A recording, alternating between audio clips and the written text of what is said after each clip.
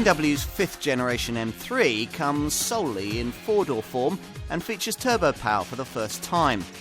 Under the bonnet, there's a smaller straight-six 3-litre engine with greater power for track heroics you'd never think could be so effectively combined with the more mature manners of a sensible sports saloon. For the right kind of buyer, it's quite a car. So, what's this M3 really like? Well, like no other 3 Series saloon, that's for sure.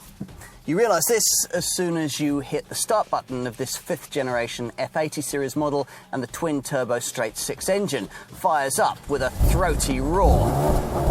The noise may not be quite as emotive as the Revy V8 used in this car's direct E90 series predecessor, but it'll still alert the neighbours to the fact that something rather special is sitting on your driveway.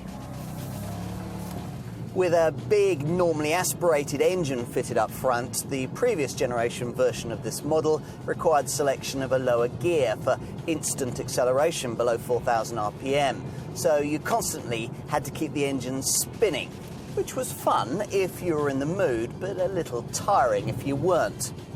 Now, thanks to 550 Newton meters of pulling power this time round, that's not necessary here.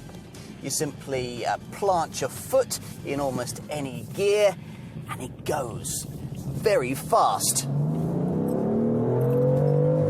50 to 75 miles an hour in fourth, occupying just 3.5 seconds in the manual model and 4.2 seconds in this auto version.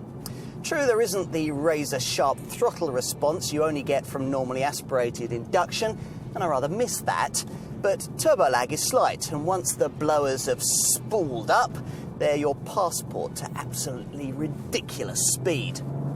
Here I've got the MDCT twin-clutch auto version that almost all buyers choose, though unlike Mercedes and Audi models in this segment, BMW does still give buyers a manual stick-shift option. Overall, there's no doubt that this remains the proper driver's tool its predecessors always were. It's not as light and chuckable as those earlier M cars, weighing in at 1,500 kilograms. It can never be. But then BMW makes a M235i model you should try if that's more the kind of thing that you're seeking. The M3 has moved on, but kept the spirit of the original. Is this how buyers will want their M car to look? Probably. This M3 sits 47mm higher off the ground than its M4 Coupe stablemate, but it's a difference you'd never appreciate from a casual glance. Instead, your first impressions are of a rather menacing thing with real width to the design, especially when you view it from the front and take in the differences over an ordinary M Sport trimmed 3 Series saloon. The wider flared wheel arches, the characteristic power dome on the classic long bonnet, and the way the deep front spoiler with its trio of air intakes sits purposefully beneath the trademark double-slat kidney grille. These unique aerodynamically optimised twin-stalk side mirrors with their translucent LED indicators are bespoke too. It's just as good inside too, where you'll be greeted by an intuitively designed cockpit, the centrepiece of which is the M leather steering wheel with its M-Drive buttons for personalised vehicle setup. On M double-clutch transmission models like this one, you also get gear shift paddles with a cool metal finish. And through the stitched wheel, you glimpse a purposeful set of motorsport-derived dials with a segment beneath the rev counter showing the various suspension, throttle and steering setup options that you've chosen. I think the deep-set, leather-trimmed, heated, electrically adjustable M seats are my favourite interior touch, though, with their contoured sides, integrated headrests and pronounced raised elements. BMW's M3 is different from the car it used to be. Of course it is.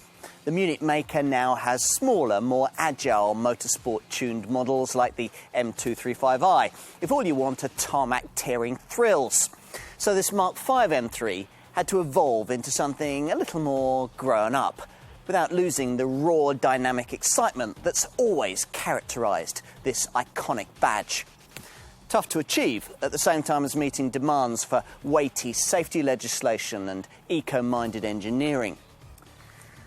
But not impossible, as this 5th generation model proves. Yes, it's lighter, much more economic, and better able to pretend to be nothing more than a luxury sports saloon if you're not in the mood for motorsports magic. But, thank goodness, it also still knows how to entertain. With the right buttons pressed and the right electronics deselected, it's still a car you have to master, where yours are the risks, but yours too the rewards. In spite of everything, we still have an M car fit to continue this famous bloodline. Thank goodness.